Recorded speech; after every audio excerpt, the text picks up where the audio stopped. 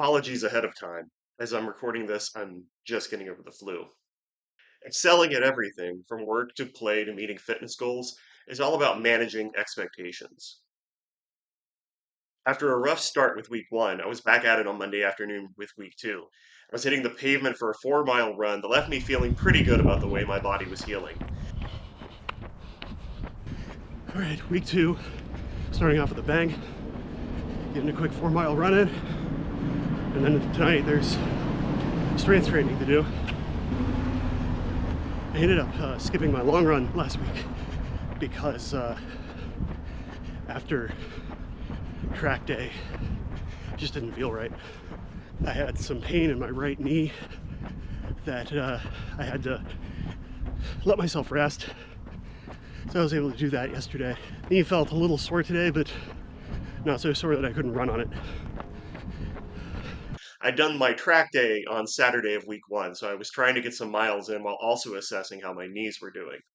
Initially, I planned to hit the gym on Monday night, but I got a message from my trainer that she had availability first thing Tuesday morning. I decided not to overdo it, so I rested up for the evening with plans to hit the gym first thing in the morning. I'm really glad I did. While we normally do a HIIT workout in training, she had something else in store for me. 4 exercises designed to work my glutes and hamstrings. Now, that's something that I sorely need. It's probably my stiffest area in my body, and it's super important for running. We started with hip thrusts, which I had done before without weights or with kettlebells, but never with a bar. And then we moved on to lateral band walks.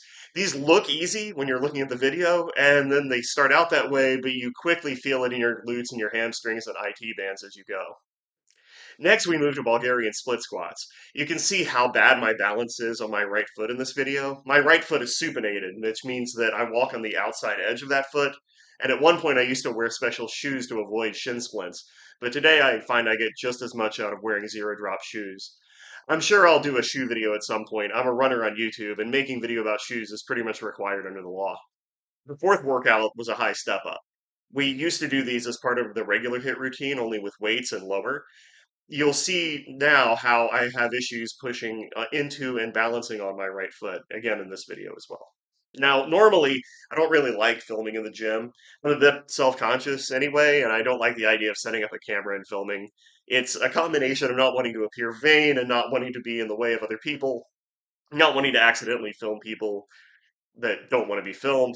People don't go to the gym because they want to be filmed working out necessarily, and probably some other reasons that I can't think of. However, with my trainer at my side, I decided to take a chance, and I'm glad I did. It's not often that I'm in the gym with other people, but when I am, it's nice to be able to capture some footage. I can see what I'm doing right and wrong, and I can get a form check every now and then. It's also nice because I can look back at this footage now and then sort of look at myself in the mirror and see how things look versus how they should look. The hardest part about athletic training is fitting all of the stuff that you need to do for training around all of the things you need to do to make the rest of your life work. Things like work, shopping, childcare.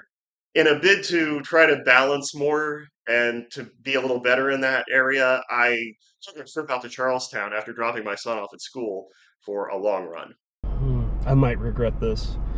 I'm here outside of Charlestown, West Virginia, at the eastern end of the Route 9 bike trail, and I'm going to try to do my long run today. As last week I scheduled the long run and the track day like Saturday and Sunday, and that just wasn't going to happen. I should have known, but I wasn't thinking. So I'm doing it today in the morning before work. It's my work time. My work start time can be flexible as long as I get a good 8 hours in. So I'm sitting here in a warm car. It says it's 31 degrees. I'm in a lane. 31 degrees. I hate running in the cold. I usually only do it if it's a race, and I've already scheduled it. You can see I'm bundled up. I've got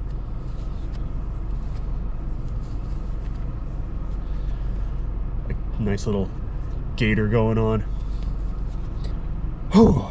So yeah, we're gonna give this a shot. Hopefully it works. when I record during my run, the audio might not be great because we're right beside a highway and there's not a whole lot of tree cover. If I would have thought this out better, I would have gone to Shepherdstown, hopped on the C&O Canal, but I didn't, so we're not. So you might not be able to hear me when I'm talking out there, in which case I'll probably cut most of my talking stuff out of the footage, which means I'll probably also cut this portion out. So I'm saying all of this for nothing.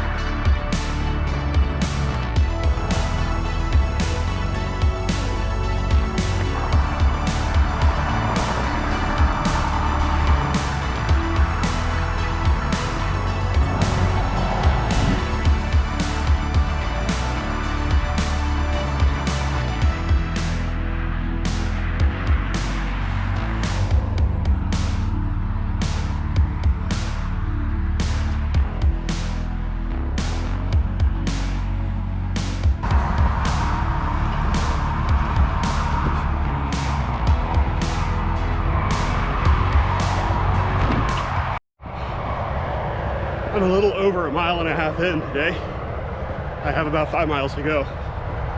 One of the reasons that I started where I did is I'm still feeling some tenderness in my right knee from the track workout on last Saturday and from strength training on Tuesday.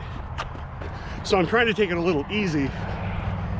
If I was to start on the Martinsburg end of this trail, I would have to deal with a hill going down and back up, and that's going to put more strain on the knees, whereas the hills here are a little shorter and more rolling, so it's not really any strain at all. And in fact, my knees feel fine right now, but we'll see how it goes as we continue on.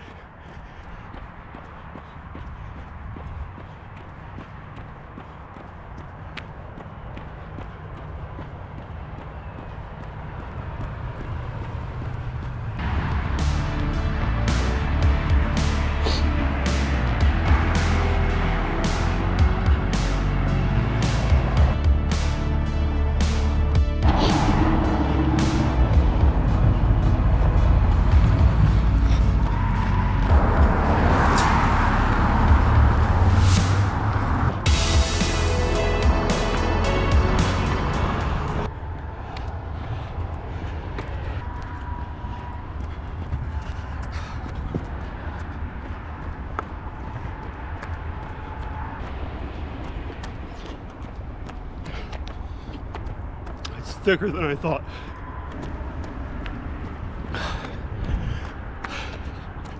I like that they've got a little tab holder.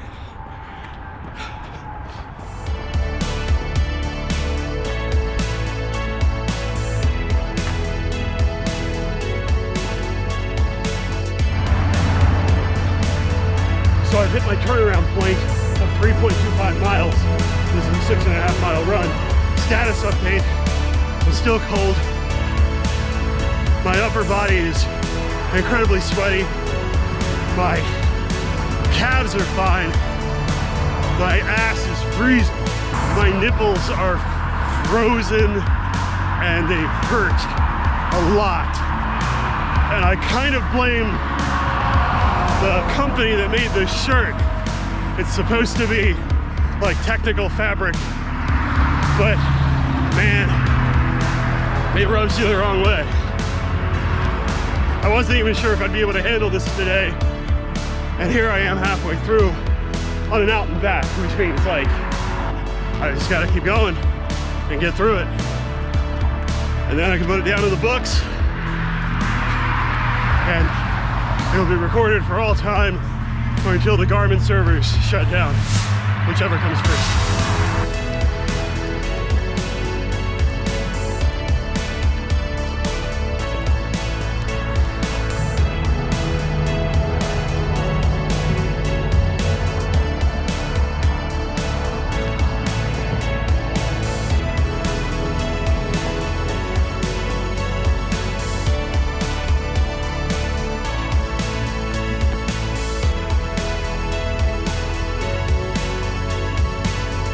lap. A little under a mile and a half to go. Still cold, but not quite so bad.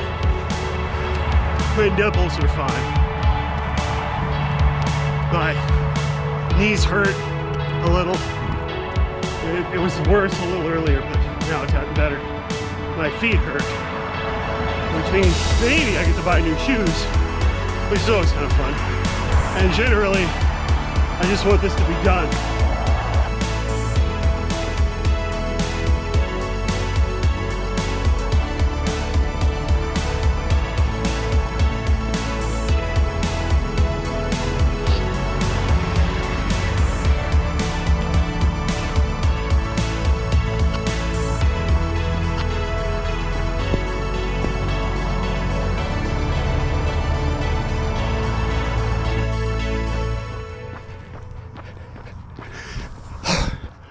Done. Oh God, I'm done. Oh, that was rough. Hold on. Okay, what do we got here? We've got an hour 39 minutes, 15:19 per mile pace on average. I wish I could say I felt better about that run. It's not like it's the first time I've ever run that far, despite what the watch says. Like, I feel like at the pace I was going, I should have been, the way I felt my pace was going, I should have been faster. Like, I think the last time I ran that far was in December, early December. And I did it in under an hour and a half. And now I'm doing it at like an hour and 39 minutes. And I know, like, progress, like, it's good. I got the long run in this week. Like, I can chalk, you know, hit that button. I did it. Sometimes I just wish progress was more linear than it is. I know that it takes time to, like, build up to where you want to be, and that's the whole idea of this training program. But just, like, I mean, I feel like it'd be really easy for me to, like, put on a happy face and go, rah, rah, I did it, yay. But I mean, I just don't feel good about it. Like, I just feel like I squeaked that one out, and it should have been a little more, should have been easier. You know, they talk about the runner's high, and the runner's high is really just this, like, release of endorphins. And I don't think those endorphins always just make you happy. I find, like, when I'm running, I tend to process a lot of negative stuff going on in my head while I run. And then, like, afterward, I'm a little better. But I don't know, I think sometimes those chemicals that get pushed into your brain just, like, amplify however you happen to feel. And when I started this run, I felt happier than I do now, I guess is the best way to say it. But I don't know, I just finished. I'm in a warm car. When we get home, get cleaned up, get some work done, and then we'll see if I feel better about it after that. I don't know. While I wasn't super happy with my performance in the long run, I was ready to push on to the rest of the week. However, the weather didn't really meet my expectations, and while I want to hit my goals, I don't want to do so in 25-degree weather. So I took a few days to rehab my knees and then hit the track day. It was extremely windy at this track, and so none of the run and talk footage survived. I started with some stretches, and then a mile run at easy pace. Two things that I noticed. My pace seemed much faster than I felt like I was going. I ran into this on my first track day with the mile run, but it corrected after the first 3 laps, according to my watch. That wasn't the case this time, and in fact, I walked much of the final lap. Second, the GPS reading seemed off.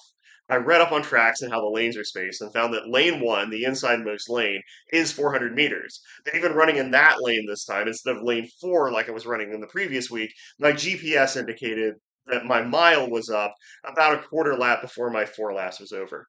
A similar thing happened with the 800-meter run, so it wasn't just the mile. It could have been that there was something wonky going on with the GPS at this location, and by the time I ran the 400 meters, the GPS seemed fine.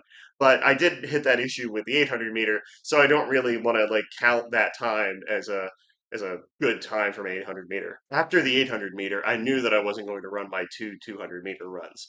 Those were the two that had exacerbated my knee pain the previous week, and I didn't want to end up in a scenario where I was making things worse at the end of one week and carrying that into the beginning of the next. Also, I could feel that my right knee was really starting to ache between runs. I did make up for that by running the 800 and the 400 a little faster than I might have run if I was running the 200s as well.